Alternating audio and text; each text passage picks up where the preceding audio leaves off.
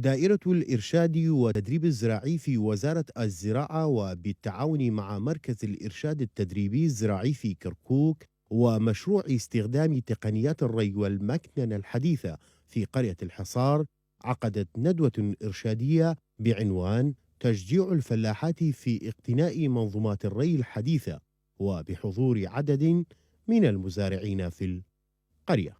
تقيم وزارة الزراعة بالتعاون مع دائرة الإرشاد والتدريب الزراعي بالتعاون مع المركز الإرشادي في محافظة كركوك.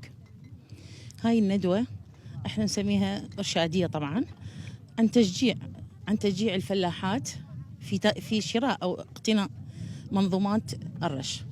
انت تعرف انه حاليا ولو الحمد لله والشكر هسه اكو امطار، بس احنا مقبلين على جفاف، فهاي المنظومات المحورية أو الرش تقلل من استخدام المياه. فإحنا من ننشر هاي الثقافات عند الفلاحات رح نساعد، أول شيء نساعد الرجل، ثاني شيء إحنا رح نقلل استخدام المياه وما تصير عندنا هاي المشكلة مال العطش ومشكلة الزراعة يعني إن شاء الله.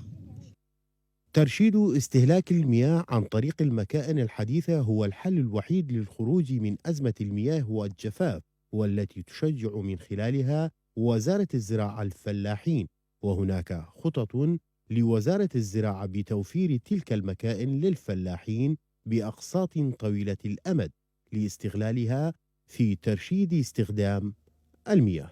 الهدف من هذه الندوة هي في مجال ترشيد استخدام المياه واستخدام مكنة الحديثة. الهدف منها هي إدخال فلاحات في القرى والأرياف في مجال لاقتناء منظومة الري الحديثة من يعني ضمن النشاطات المرأة، يعني المنظومات الحديثة كمنظومة الري بأنواعه ومنظومة تقنيات الري. هي الهدف منها يعني للسيطرة على الوضع اللي هسه اللي يمر به العالم من الجفاف وقلة المي. يعني الهدف هي اقتصاد باستخدام المي ماء لإنتاج يعني للحصول على إنتاج جيد وكمية كافية بأقل كمية من الماء.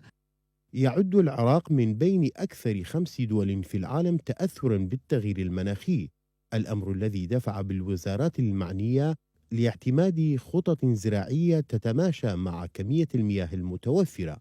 واليوم هذه الندوات تسلط الضوء على الاستخدام الأمثل للمياه، حتى وإن اتسم الموسم الحالي بوفرة المياه.